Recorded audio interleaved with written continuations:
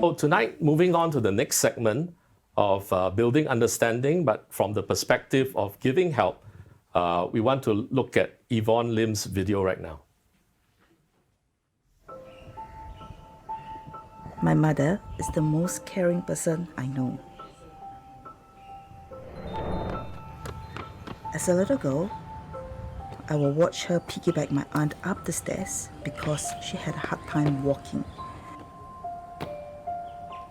Every day without fail.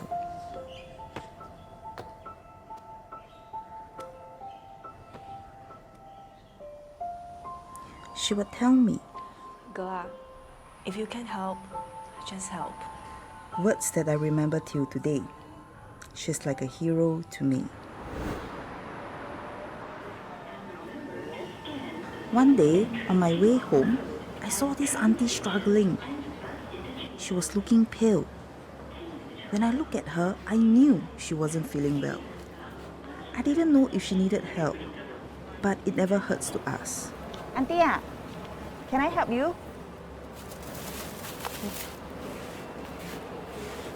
I was so worried. She's somebody's mother as well, and her children must be worried. I was ready to send her home, but her son said he will pick her up. Okay. So I waited together with her. Thank you. Every help goes a long way. It makes a difference to those who need it. I like to tell my son, we must always care for others.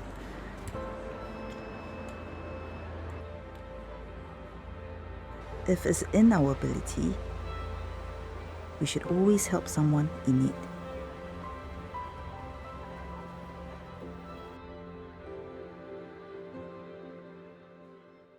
Tonight, can you tell us a little bit more about that incident? I saw this lady, she was struggling with her shopping bags and stuff, and it was like during COVID as well. So I was thinking, maybe I can just ask her to see if everything is okay and if she needed help. So I'm thankful that I did because she was really not well. Actually, I have seniors members at home. I have parents at home, and they are not young anymore, you see. So and my mom, she also was diagnosed with some heart problem like 2 years back. So I always think that if anything is going to happen to my mom, I also wish that someone will actually help her, or like even like ask her, like because this is what I hope this will actually happens lah. If let's say anything, because I'm not always with my mom and they are still working, you see. So this is how I actually look into things when I actually help other people. Yeah, correct. So your mom played quite an important role in teaching you to help others.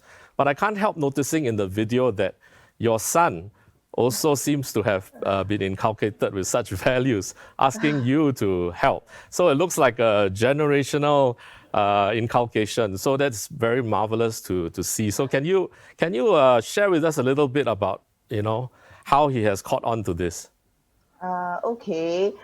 I think that it's just a correct way to actually help people, and to me, it's like character is more important. You see, it actually brings you a long way. So I always tell my son that it's okay if you just like open your mouth and ask, and be a little bit more observant, especially when you are taking a train, taking a bus, or even walking on the street. Now, I'd like to ask maybe the Chief Executive Officer of SG Enable, Ms. Koo Gyok Boon, maybe to share a little bit about viewpoint of a professional. What should we look out for, and how can we take courage and heart? Yeah, sure. Thanks, Jeremy, for that question. Quickly, my sharing would be around persons with disabilities. And when we talk about persons with disabilities, it's a whole spectrum. So we are talking about persons with visual impairment. In Siti's case, I think Siti has also correctly pointed out that, excuse me, So Siti has correctly pointed out that we also have those with low vision. So they may not use the white cane and they are not immediately so visible. Their disability is not immediately visible. And one of the key rules of engagement, if you watch the video carefully, when we support someone or offer help, we actually offer our elbow to the person. You do not over-enthusiastically grab the person by his hand, or worse, grab the white cane, because that's for navigation purpose. That gives a sense of balance, etc. I think the other group that is slightly more challenging would be people with autism who may respond in situations when it's overly crowded. They may have some sensory issues, so they may have meltdowns. So that's one group. And people with intellectual disability, they may miss a bus stop and not know what to do next. So I think in situations like that, we need to be patient. We could, if we sense that someone is lost, someone is looking nervous, I think the least we could do is to just offer help, identify ourselves, ask very simple questions, and make the person feel comfortable, and then from then on, ask if the person needs help.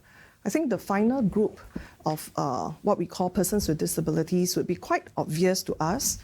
Those are persons with physical disabilities. Persons with physical disabilities, I think what we could do and practice on a daily basis would be give way, hold on to the lift button, press the lift button when they use the lift. So those barrier-free access are what they do require to get from point A to point B. Thank you so much, Gyok Poon, for sharing with us. I'm sure many of us have gleaned important insights as to how to approach different groups of people with different needs. And I'd like to thank Yvonne once again for sharing your story. I'm sure many would want to follow in your footsteps, your son's footsteps, because they've been, you have really set the pace for us. Curiosity though, have you guys ever rejected someone's offer of help? And I think, Siti, you touched on it briefly just now. Have you rejected somebody's offer of help on public transport? And if so, why? I think there are people like Jiasi who would like to offer help, but they're afraid of rejection. For me, yes. I actually did refuse someone's help because the place that I wanted to go is just because I already knew where I wanted to go, which route I wanted to take. And then when someone just asked me, do you need where are you going? Do you need help? Then and I just said, oh, it's fine. I'm just going across. I'm just going to that shop. And and then the lady actually followed us. The lady actually followed me and my husband at that time.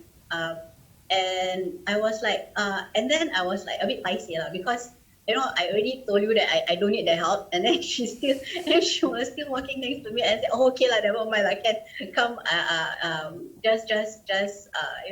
I let me hold you, and I just want to go to that shop. Well, Siti, thank you so much for sharing, and thank you for giving us that insight. I think it's really important to hear sort of like the flip side as well, because we do want to help